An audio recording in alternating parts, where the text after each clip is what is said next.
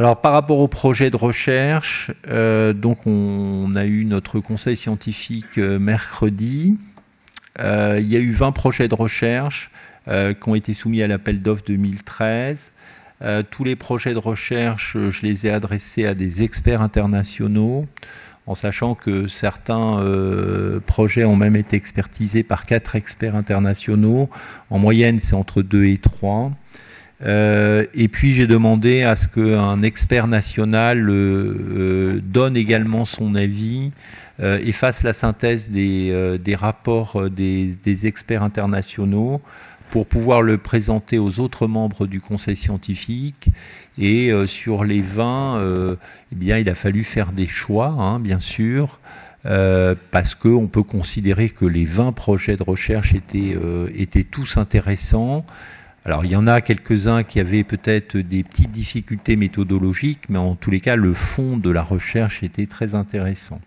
Et donc, on a utilisé une méthodologie de classification de type INSERM en disant A+, c'est excellent, A, c'est très bon.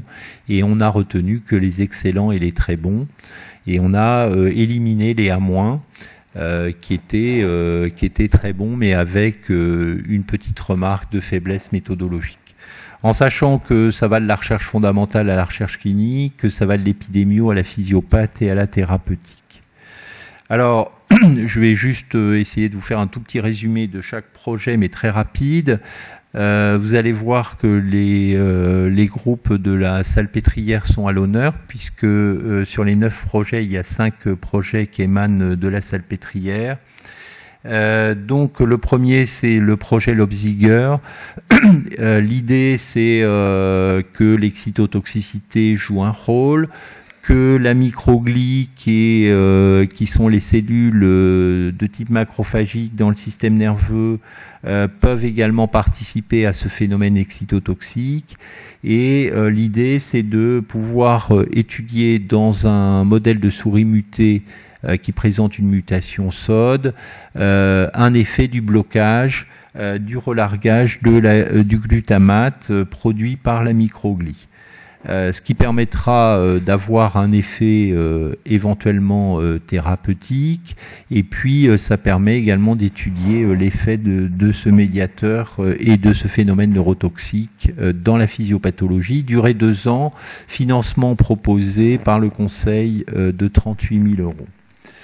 Le deuxième projet, qui est un projet de l'Institut du cerveau et de la moelle, proposé par Édouard Kabashi, qui est une étude pilote qui se propose d'étudier le rôle d'inhibiteurs de connexines. Les connexines sont des protéines qui servent à la communication entre les cellules. Et l'idée, c'est de se dire, si on donne un médicament en plus du riluzole, comment on peut faire pour potentialiser l'effet du riluzole. Donc, ils vont étudier l'expression d'abord de ces protéines dans la moelle épinière de patients et chez des modèles de souris mutés. Et puis, ils vont également faire un screening, c'est-à-dire ils vont tester les différentes molécules. Pour l'instant, ils ont 5 inhibiteurs et ils vont les tester sur un modèle qui est extrêmement simple et qui est très utile pour les chercheurs, qu'on appelle le modèle Zebrafish. La durée, c'est 1 an. Le financement proposé, c'est 30 000 €. Voilà le projet de Stéphanie Milcan, qui est également de l'ICM, qui est l'étude génétique des formes familiales. Et c'est ce que je vous disais tout à l'heure. Bon, les mutations toutes répertoriées représentent 70% des formes familiales. Il reste 30% à trouver. Les équipes dans le monde sont en compétition par rapport à ça. Ce qui est clair, c'est que les 30%, ça va probablement pas être un seul gène, ça va être plusieurs gènes. Donc ça va probablement être à chaque fois des 5-6%. Donc évidemment, il faut regrouper les forces. Moi, j'en ai parlé plusieurs fois avec elle. Je pense que Stéphanie peut jouer ce rôle au niveau de la Salpêtrière. Et donc l'idée, c'est de créer un consortium français pour pouvoir collecter de nouvelles formes familiales. L'idée, c'est évidemment de répertorier les gens qui sont négatifs pour tous les gènes qui sont mis mis au-dessus, et puis de faire un séquençage de toutes les régions codantes du génome dans les familles où il y a au moins 3 patients atteints. On considère que les petites familles avec simplement 2 patients, c'est pas suffisant, donc il faut minimum 3 patients. Et l'idée, c'est une fois qu'on a trouvé ça, il faut pouvoir le tester dans les cohortes, dans la cohorte de Stéphanie. Donc la durée, c'est 2 ans, le financement 58 000 €. Projet de Barcade, c'est Institut de myologie à la Pitié-Salpêtrière, c'est la thérapie génique. Qui continue à avancer. L'idée, c'est que manifestement, il serait possible par voie intraveineuse d'injecter un vecteur viral qui soit associé à l'adénovirus AA29 pour transduire les motoneurones. Et donc, il se propose d'utiliser un modèle de souris qui est muté sur le gène de la SOD et d'essayer de bloquer l'effet toxique de cette enzyme mutée par, bon, c'est un peu compliqué, mais par une altération du cadre de lecture du gène de la SOD, donc comme si, en fin de compte, une partie n'était pas lue, et ce qui permettrait éventuellement de ne pas avoir l'effet délétère. Et puis la deuxième, ils veulent se proposer d'étudier un deuxième gène qui est l'ubiquiline, et ils voudraient créer un autre modèle animal en injectant un AAV9 qui surexprime cette ubiquiline. Durée 2 ans, 38 000 €. Cinquième projet de la Salpêtrière, projet marchand. C'est essayer de comprendre la place des interneurones spinaux dans la maladie par une étude électrophysiologique qui va étudier l'excitabilité de l'axe cortico-spinal et des réflexes spinaux. Et l'objectif, c'est de déterminer si les interneurones peuvent avoir un rôle, et est-ce que on n'a pas un effet au niveau des interneurones avant qu'il y ait une atteinte des motoneurones. Donc la durée, c'est 2 ans, 35 000 €. Le projet de Moreau du CHU de Lille, elle l'avait soumis l'année dernière, et bon, il y avait des petites discussions par rapport aux IRM. Donc là, c'est un projet thérapeutique, qui est une étude thérapeutique pilote, monocentrique, qui est une étude de tolérance.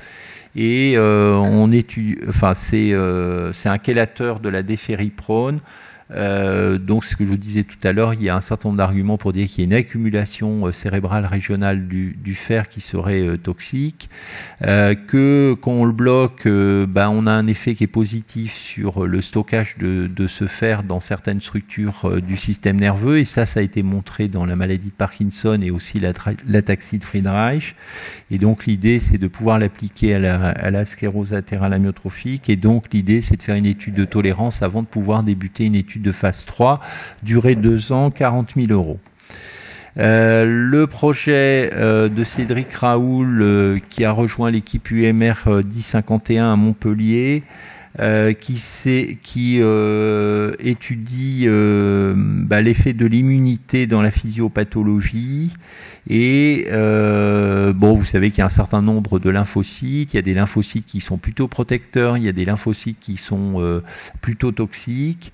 Et l'idée, c'était de pouvoir étudier l'effet d'un certain nombre de ces lymphocytes qu'on appelle les CD8 ou natural killers sur l'intégrité des motoneurones, et de pouvoir évaluer le potentiel thérapeutique d'une éventuelle immunodéplétion de ces lymphocytes qui seraient toxiques, en sachant que si on fait une irradiation lymphoïde totale, ça a été fait par les Américains, ça ne marche pas.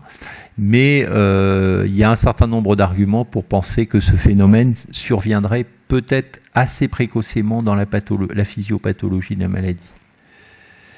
Le projet de Philippe Corsia, UMR 930 de Tours, qui est également l'étude du rôle de l'activation microgliale dans la SLA, et il se propose d'utiliser des techniques de scintigraphie, en particulier TEP, en utilisant des produits, un radioligand spécifique, et il veut également le corréler en faisant des mesures de molécules qu'on appelle des cytokines, et en sachant que ces molécules qui peuvent être produites, il y en a qui sont pro-inflammatoires, d'autres qui sont anti-inflammatoires, et ils feront des dosages dans le liquide céphalorachidien et dans le plasma de 20 patients atteints de SLA, en sachant qu'ils feront deux mesures, une mesure au moment du diagnostic et une mesure à 6 mois.